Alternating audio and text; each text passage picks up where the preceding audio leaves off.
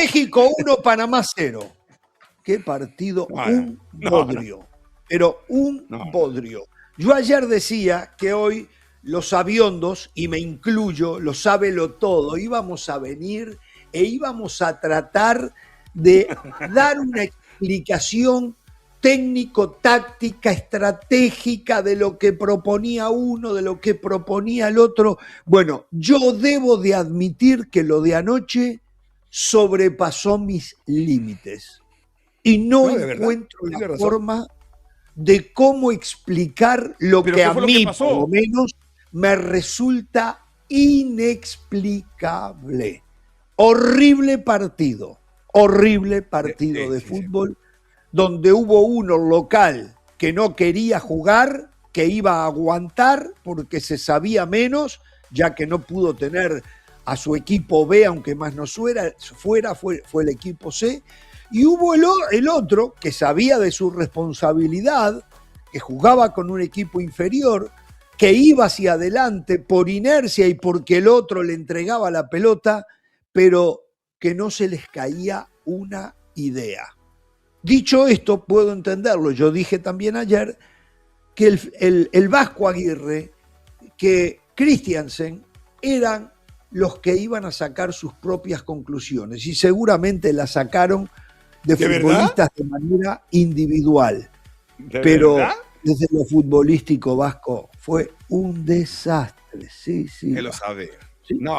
A ver, Jorge, ¿puede uno de pronto rescatar algo desde lo individual? Te dije, va a haber un sabiondo que va a tratar de explicar lo inexplicable. Y lo es el señor Mayorga. No. Yo quiero, para no sonar repetido, porque coincido con usted en lo aburrido y en lo malo. Ahí no podemos opinar dos cosas diferentes después de ver lo que vimos. Es el mismo producto. Pero para no opinar lo mismo que usted, trato de buscarle algo que pueda ser rescatable, y lo único medio rescatable es acudir a las individualidades, al trabajo más o menos bueno del chico Ledesma, a una recuperación de Romo en el medio sector, y tal vez pare el carro ahí, porque el chico Brian Gutiérrez también tiene muy buenas hechuras, pero estaba para mí fuera de posición, él es más un interior, allá tirado contra la banda izquierda. No me pareció que hubiera sido funcional para el equipo. Ahí está justamente Brian Gutiérrez. Pero coincido con Jorge en el resto. El Vasco Aguirre ya, además el discurso, me quedé hasta para ver la conferencia de prensa, y la conferencia de prensa del Vasco Aguirre es aburrida. Homenaje a los chicos que decidieron ser mexicanos. Se quedó hasta para ver la conferencia de prensa. Obligaciones de recámara. A su edad las obligaciones vienen del otro lado para con usted, no de usted para ese lado. Ya deje de tratar. Usted ahora se la pasa toda la noche tratando de hacer lo que antes hacía durante toda la noche, acuérdese. No presuma. Aparte de lo que dice Ricardo, yo sumaría el parado que puso Javier Aguirre ya en la cancha contra un rival que no te atacó, que no quiso jugar y que no lo modificó en ningún momento. Se quedó con los 5, con la línea de 3, porque Romo venía, se metía con los centrales y no terminaba mostrando la libertad que sí tiene en Guadalajara, donde levanta la cabeza y puede hacer un cambio de frente. Ha dado pases a gol a quien en la selección pues no tenía esa libertad, esa licencia para ir sobre el campo contrario. Entonces, a pesar de eso, Javier no modificó, se mantuvo con esa línea, con un equipo que no les llegó, que si bien es cierto, Herbert tuvo un disparo de media distancia en el primer tiempo, que quizá fue lo único que tuvo Panamá en cuanto a aspecto ofensivo, por así decirlo. De ahí el partido fue de altas y bajas, y de ahí quedarnos solamente con temas individuales. Por ahí Berterame, que pudo un par de ocasiones, puedo sumar una segunda de las que le generaron, pero lo que decíamos el otro día, ser delantero de un equipo que no genera, que ayer era oportunidad, si el rival de pronto se te esconde, entonces piensa un poquito y vamos a tocar y a frotar la lámpara a ver si sale algo. Ni madres, no salió nada anoche en Panamá. No, lo mismo le pasó a Kadir Barría, al espigado delantero, juvenil delantero de Panamá. Lo juzgamos mal. Se fue inédito, pero tampoco es que nadie le dio un balón. No le dieron un balón. Murió de tristeza el muchacho allá adelante. Pobre chico. Panamá no cruzaba la mitad de la cancha. Solamente el tiro de Panamá fue el del número 11, ¿cómo era que se llamaba? Herbert. Herbert, exactamente. Fue un remate bárbaro en el primer tiempo, pasó cerquita del ángulo. O sea, es todo en ofensiva lo que hizo Panamá. Entiendo, no es la verdadera selección de Panamá. Pero Jorge, ¿sabe qué me atrevo a decirle al aficionado mexicano y se lo voy a decir con toda la honestidad y con todo el cariño del mundo? No esperen nada de México en el Mundial. Nada, porque viene con esta misma inercia de no saber a qué juega desde hace mucho rato. Pero lo de anoche era previsible, Mayorga. Sí, es previsible, pero es que estoy cansado de que vamos a ver a qué juega. No juega como equipo, no juega.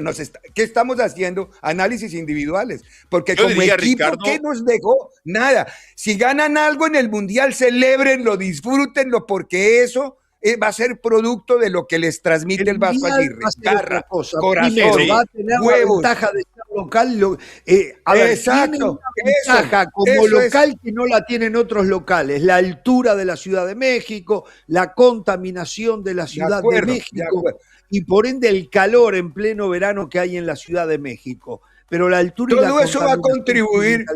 Exacto, todo eso puede contribuir a que haya un éxito y que nos emocionemos o se emocionen, porque en época de Mundial todos pensamos en los nuestros, que se emocionen con el equipo. Pero para mí, si esperan un milagro futbolístico en 140 y tantos días que faltan, que cambie esto y que se juegue algo, se están equivocando y se están mintiendo. El Vasco se la pasa viendo y para ver que le digan que consiga un socio que compre una óptica para que vea algo, porque si no, se la va a pasar viendo.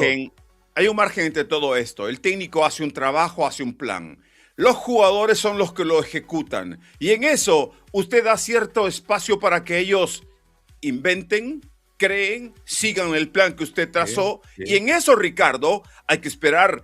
Está en un mundial, la rebeldía del futbolista, el salirse un poco del mapa de lo que es lo que marcó el técnico. A eso es lo que yo apelo cuando yo creo que este equipo, con el respaldo de su gente, con los que se están jugando, un buen partido, Mayorga, les puede catapultar en su carrera incluso a un nivel mejor, ¿eh? Pero va a ser fortuito, Jorge. Que eso ocurra puede ser es como un volado. Pero que esperemos que uno vea un proceso, una evolución, yo no la veo. Ojalá me equivoque y me cierren la boca en el Mundial como me la cerraron en el 98, porque es muy parecido este proceso a lo que vivió la previa del Mundial del 98. Hay muchos procesos, y no solo de México, de otras selecciones, que en la previa han sido un desastre y después terminaron campeones del mundo. Argentina en el 86, por ejemplo, ¿no, verdad? Entonces, sí, Bilardo llegó cuestionadísimo. Exactamente. Entonces, a ver,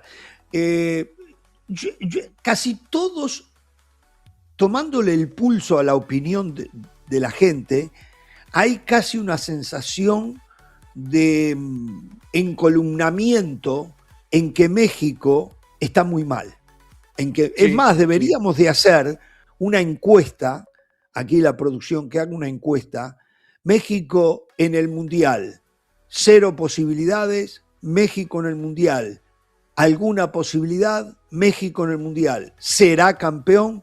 A ver qué opina la gente, ¿no?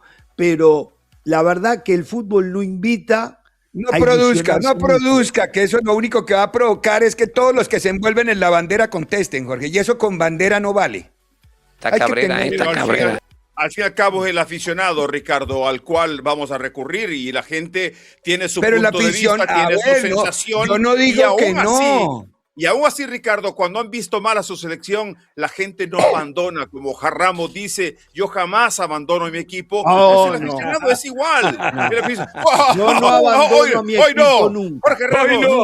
Jorge Ramos. Y en la mala apoyo más. En la mala apoyo más. No mete reversa, No mete reversa, porque usted es un tipo frontal, directo, que jamás arrugó, Me está hablando a mí. Pues claro, me está hablando. Pues pero claro, yo no estoy metiendo reversa. Yo le estoy diciendo que a mi selección no le... Es más, si hablo de mi selección de Uruguay, no tengo altas expectativas, pero ellos pueden contar con mi apoyo hasta el último segundo del momento que ya no se puede avanzar. Ahí van a tener mi... Eso no significa que no lo juzgue, que no haga el trabajo de análisis que debo de hacer, ¿no? Ojo, porque es muy inteligente para hablar. Eso no se le puede discutir a Ramos. Dice lo uno y dice lo otro. Ensucia la cancha, diría yo. No, por eso dice lo uno y dice lo otro. Entonces, está el hincha, algún lado va a ganar. Está el hincha y está el periodista.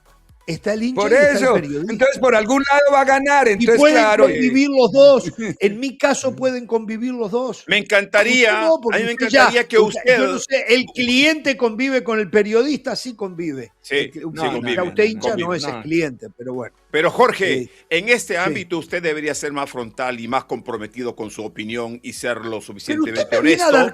Espere un momento. Usted me viene a dar clases a mí de cómo yo tengo que ser. Empezamos el programa que se quiere a las 7. Ahora me está diciendo qué debo de opinar, cómo debo de ser después de ¿Usted conoce mi trayectoria periodística?